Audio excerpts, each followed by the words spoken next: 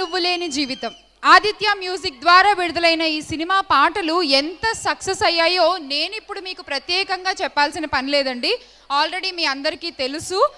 అసలు యాక్చువల్గా audio success మీట్లు అంటే ఏదన్నా ఒక హోటల్లో చేస్తూ ఉంటాము, కానీ ఇక్కడ ఈ రాజధాని విజయవాడలో ఈ ఫంక్షన్ జరగడానికి మెయిన్ రీజన్ మన hero Sai Dharam Tej.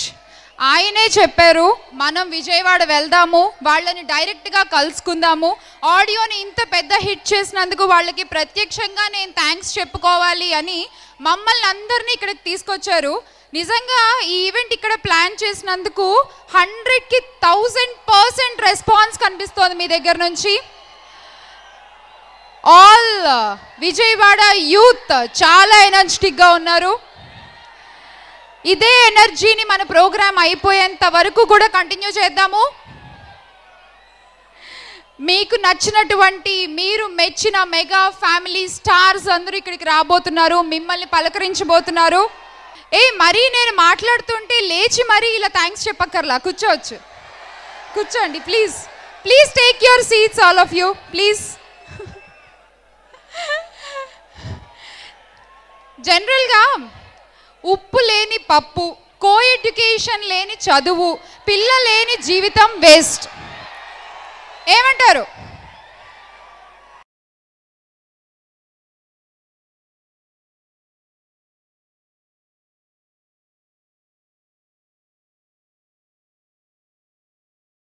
Hi Vijayawada.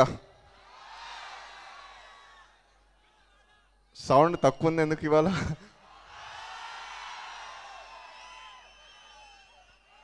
Songs బాగున్నాయా?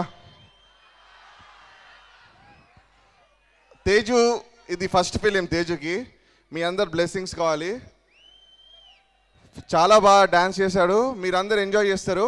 14th ఫిలిం రిలీజ్ అవుతుంది, అందరు చూసి ఆడియో కన్నా ఫిలిం ఇంకా పెద్ద హిట్ కావాలి. ఓకేనా? Thank you.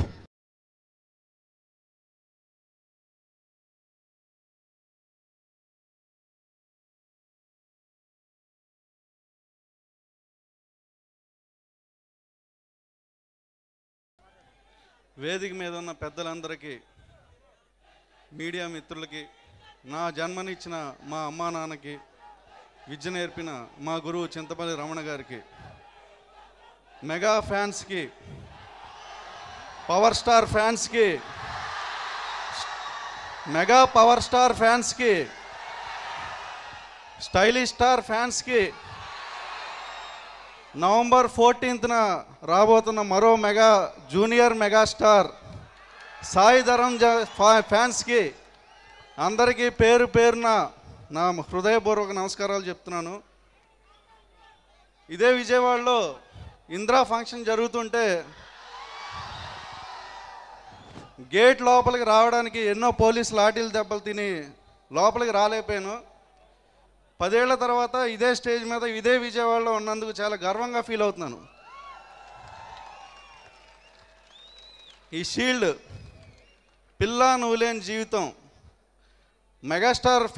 మెగాస్టార్ సినిమాకి రాలేను నేను, మెగాస్టార్ మేనల్లుడు సినిమాకి డైలాగ్ రైటర్ని అయ్యానంటే చాలా చాలా చాలా చాలా చాలా ఆనందంగా ఉంది. I love Vijayawada.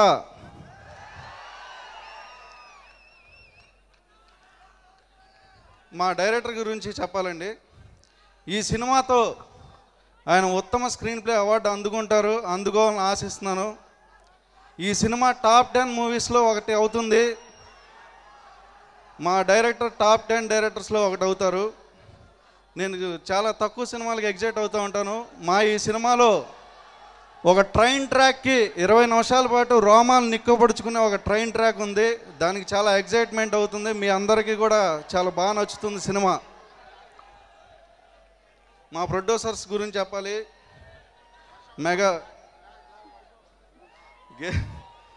Gita arts Dil Raju గారు బ్యానర్లు, మా చోటా దిల్ రాజు గారు ఇక్కడే ఉన్నారు, చోటా అల్లు అరవింద్ గారు ఇక్కడే ఉన్నారు. Happy birthday sir. Thank you thank you thank you.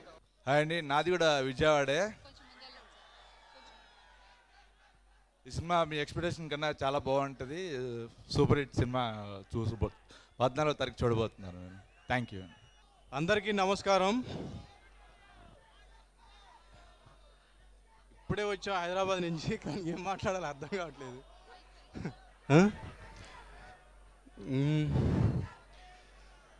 నాకు ఈ సినిమా చేయడానికి మొట్టమొదటిసారిగా నేను కృతజ్ఞతలు తెలుపుకోవాలంటే దిల్ రాజు గారు తెలుపుకోవాలి. ఆయన ద్వారా గీతా ఆర్ట్స్కి ఎంటర్ అయ్యాను. 2 బ్యానర్లు సంయుక్తంగా నిర్మించినటువంటి ఈ సినిమాకి వర్క్ చేసినందుకు చాలా ఒక విధంగా చెప్పాలంటే నేను అదృష్టవంతుడిని అనుకుంటున్నాను.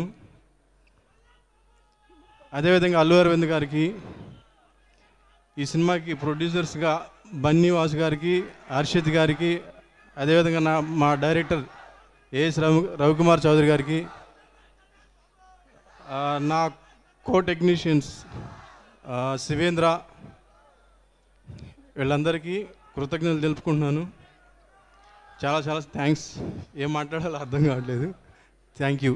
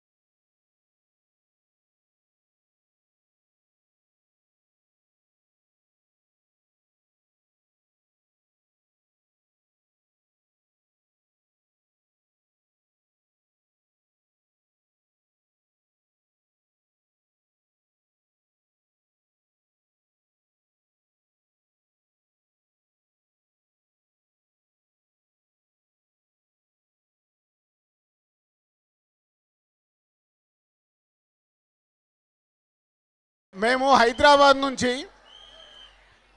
విజయవాడలో ప్రోగ్రాం చేద్దాం అనుకున్నప్పుడు విజయవాడలో చెయ్యాలా వద్దా, ఎందుకంటే మాకు టైం లేదు. టూ డేస్ ముందే మేము ఈ డిసిషన్ తీసుకున్నాం. కానీ నేను విజయవాడ ఈ గ్రౌండ్కి వచ్చే వరకు నాకు నమ్మకం లేదు ఫంక్షన్ ఇలా జరుగుద్దని. కానీ అది ఓన్లీ మీ వల్లే జరిగింది, ఇంత grand success. So thanks all ఫ్యాన్స్కి. సో అందరూ మాట్లాడే వరకు ఫైనల్గా మీకు అందుకే ముందు చెప్పాను, తేజుతో నేను మీకు ఈరోజు ఇక్కడ నేను డ్యాన్స్ చేయించాలని ఫిక్స్ అయి వచ్చాను.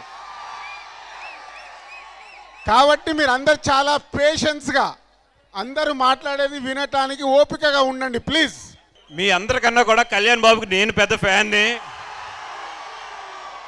అదేవిధంగా ఆయన చెప్పిన ఒక మాట చాలా ఇష్టం నాకు.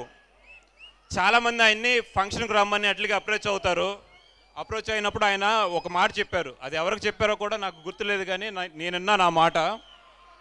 నేను ఫంక్షన్కి వచ్చి మాట్లాడినంత మాత్రాన మీరు పెద్దవాళ్ళు అవ్వరు, మీ టాలెంటే మిమ్మల్ని నిలబెడుతుంది, మీకు టాలెంట్ ఉంటే ఎవరు మాట్లాడక్కర్లేదు, మీకు మీరే ఎదుగుతారని చెప్పారు. నిజంగా ఆ మాట స్ఫూర్తి నాకు చాలా నచ్చిన మాట అది. అదేవిధంగా ఆయన క్రమశిక్షణ కూడా మనం అలవాటు చేసుకుని ఒక్క 5 నిమిషాలు మీరు ఓపికగా ఉన్నారంటే అందరూ కూడా మాట్లాడతారు.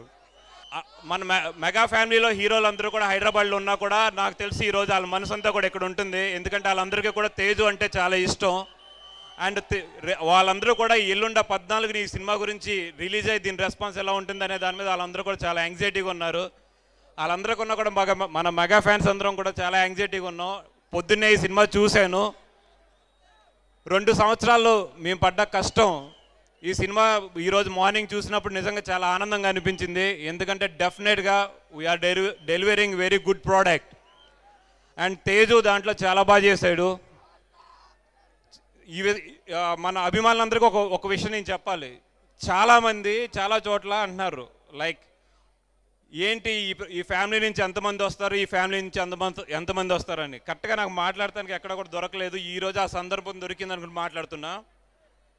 ఎంతమంది వచ్చినా కూడా ఏ ఫ్యామిలీ నుంచి వాళ్ళకి టాలెంట్ ఉంటేనే వాళ్ళు నిలబడతారు.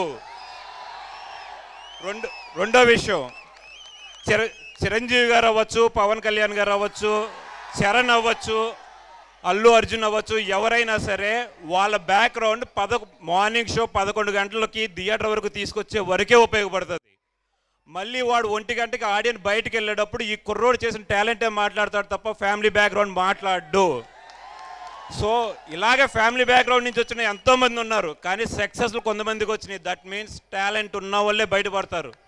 అదేవిధంగా ఫ్యామిలీ బ్యాక్గ్రౌండ్ లేని వాళ్ళు కూడా వచ్చి ఇక్కడ సక్సెస్ అయిన వాళ్ళు.